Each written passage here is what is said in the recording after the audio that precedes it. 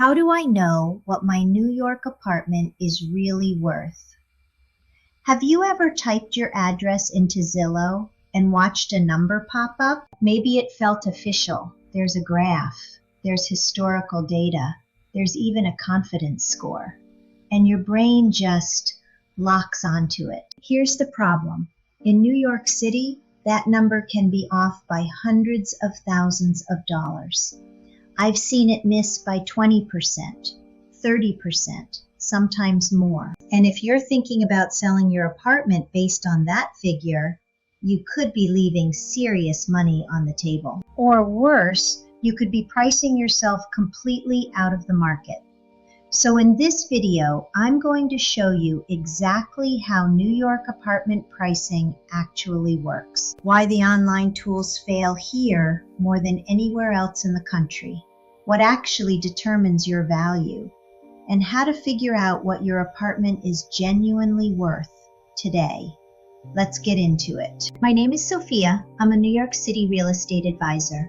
I work with sellers, buyers, and investors across Manhattan every single day. And pricing is the decision that affects everything downstream. How fast you sell, how much you net, how much negotiating leverage you have. Let's start with the elephant in the room: Zillow, StreetEasy, Redfin. These tools use something called an AVM, an automated valuation model. It's basically an algorithm that pulls public data and tries to predict value. Sounds reasonable, right? Here's why it breaks down in New York City. Problem number one, the co-op data gap. About 75% of residential apartments in Manhattan are co-ops. When a co-op sells, what's actually being transferred is shares in a corporation, not real property in the traditional sense, which means these transactions don't always get recorded with the full sale price in public records. So the algorithm is working with a massive blind spot. It's trying to value your apartment without access to most of the relevant sales data. Problem number two, every building is different. In most cities, an algorithm can look at houses on the same street and get pretty close. In New York, you can have 200 apartments in the same building, varying wildly in value. The algorithm doesn't know that 14C has a direct Central Park view, and 14A faces a brick wall. It doesn't know the A-line layouts are awkward and have always sold at a discount. It doesn't know the building just passed a $3 million assessment, adding $800 a month to maintenance for the next 5 years. No algorithm knows your building the way a real advisor does. Problem number three, the lag. Automated valuations are backward-looking. They're based on what sold, sometimes 6 months ago, sometimes a year. In a market that moves the way New York does, that lag matters. Here's the bottom line. Online estimates in New York City are a starting point at best. Do not make a 7-figure decision based on one. So if the online tools can't tell you, what can? Let me walk you through the 4 real drivers of value in a New York apartment. Driver 1, comparable sales. Everything starts with comps, comparable sales. But in New York, reading comps correctly is genuinely a skill. Here's what matters.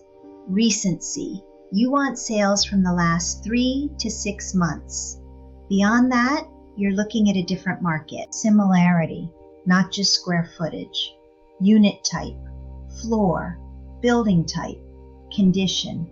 A renovated apartment and an unrenovated one in the same building are not the same comp.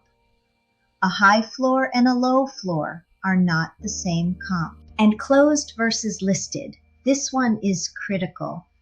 Active listings tell you what sellers are hoping for. Closed sales tell you what buyers actually paid. Those are very different numbers. Always anchor to closed sales first. Driver 2, building financials. This is the variable that outside of New York buyers almost never think about. And it's one of the most important, especially in co-ops, maintenance fees. High monthlies reduce your buyer pool. Every dollar of monthly maintenance affects purchasing power. Buyers aren't just calculating the mortgage, they're calculating their total monthly cost. Pending assessments. If the building has a capital improvement coming, a new roof, elevator work, facade repairs, and it hasn't been collected yet, that's a liability savvy buyers will find. It either affects your price or becomes a negotiation point. Board reputation. In New York, co-op boards have broad discretion to approve or reject buyers. A restrictive board limits your buyer pool. A smaller buyer pool means less competition. Less competition affects price. Driver 3, your specific unit. Floor. Higher is generally better, but not always. Some top floors have mechanical noise or HVAC issues. Light and views. In New York, light is precious. A south-facing apartment with real daylight versus a north-facing one that feels dark, buyers feel that difference immediately. A park view, a skyline view, a water view. These command measurable premiums. A view of a brick wall or a loud avenue, that's priced in too, just in the other direction. Layout. Open, logical layouts show well and sell well. Awkward hallways. Bedrooms with no window. Galley kitchens with no counter space. Buyers discount these, even if they can't always articulate why. Renovation quality. Kitchen and bathrooms matter most. New paint and light fixtures, minimal price impact. Renovated kitchen with stone counters and new appliances, that moves the needle. Driver 4, current market conditions. Your apartment is worth what a buyer will pay today. And today's buyer is shaped by today's market. Inventory levels. How many similar apartments are available right now? If there are 41 bedrooms for sale in your neighborhood and you're the 41st, you're competing hard. If there are 5 and you're the 6th, you have real leverage. Days on market. How fast are similar apartments going under contract? 2 to 3 weeks? Demand is strong. 90 to 120 days? That's a very different message. Seasonality. New York has real seasonal patterns. Spring is historically the strongest selling season. Fall is second. Summer is slower. The holidays are the slowest. If you're pricing in July, your buyer pool is smaller than it would be in April. Now let's talk about something practical. How to do some of this research yourself before you ever sit down with an agent, because an informed seller is a powerful seller. Step 1, go to StreetEasy and filter for closed sales, not active listings, closed sales.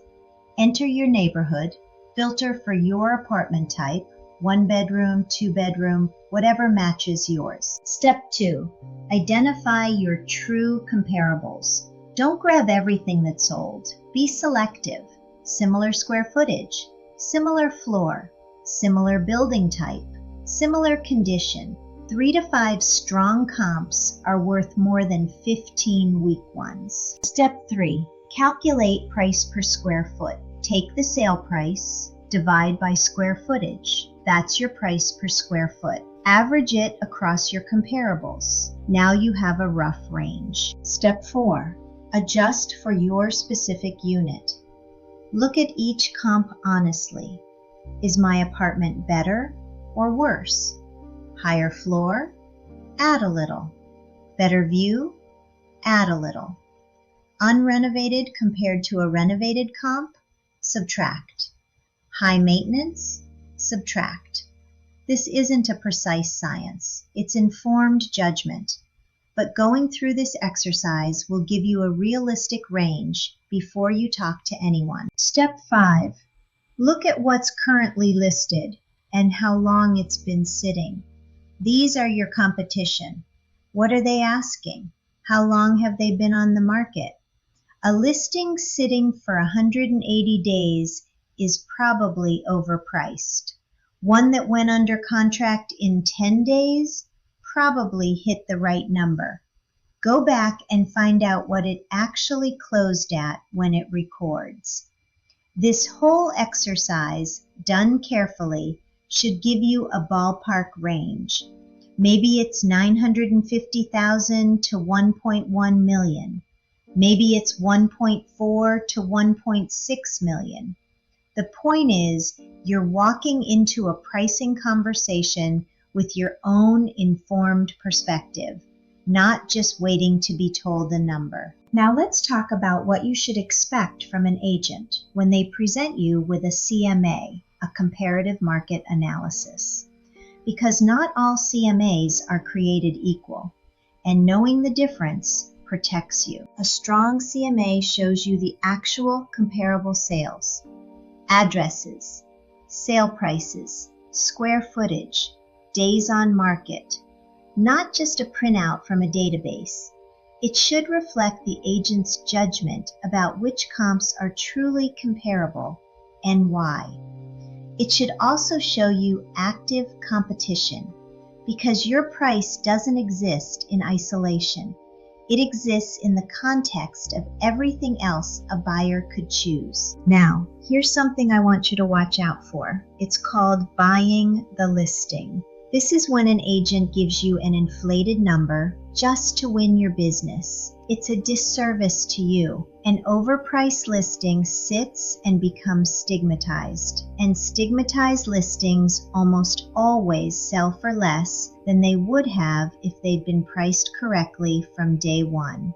Ask every agent you meet with, what happens if we don't get offers in the first 3 to 4 weeks? What's your price reduction strategy? A good agent has a clear answer. An agent who just assures you everything will be fine with no real plan behind it, that's a red flag. Also ask, have you sold anything in my building or on my block in the last year? Hyper-local knowledge matters enormously in New York.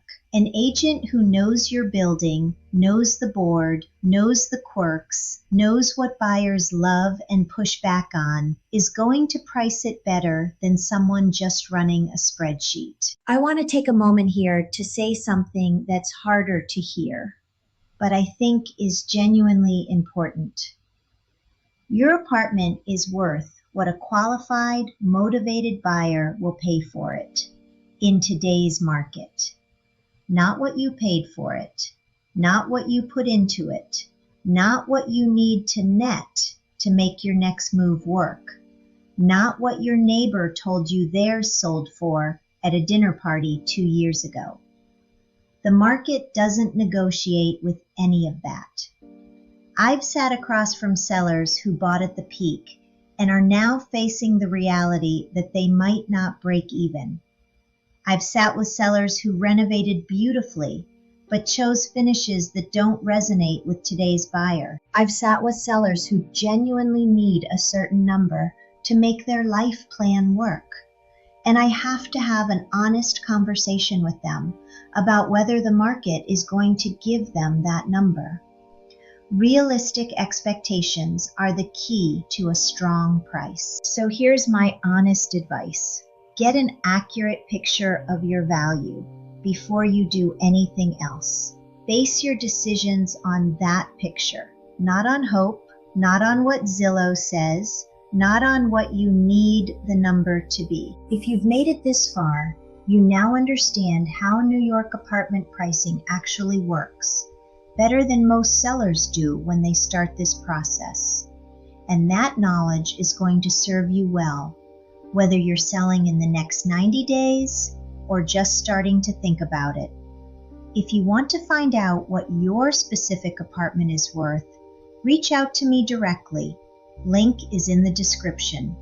I work with sellers across Manhattan, and I'll give you a straight, honest answer. And if this video was helpful, please subscribe. I put out content like this every week, covering the parts of New York real estate that actually make sense. I'll see you in the next one.